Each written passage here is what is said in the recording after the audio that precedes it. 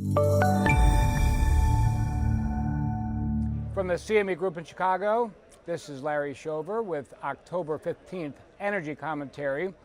Well, November WTI futures, very broad, volatile trading range, but closing modestly higher.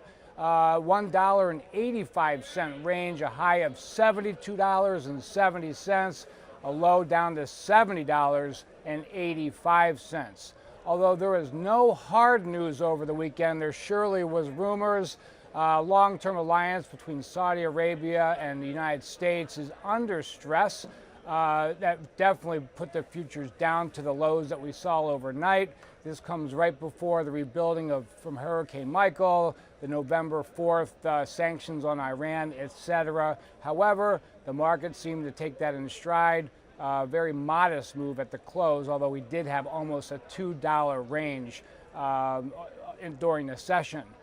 5-day performance for November WTI futures down almost 4%.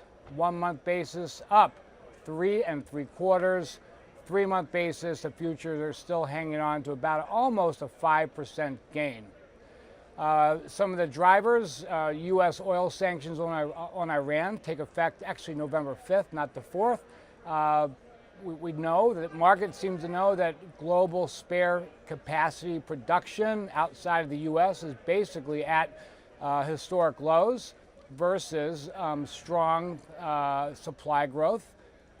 Unknowns about the dollar, the impact that might have on emerging markets and what it's having already with regards to oil prices there, and also the outlook on China's economy.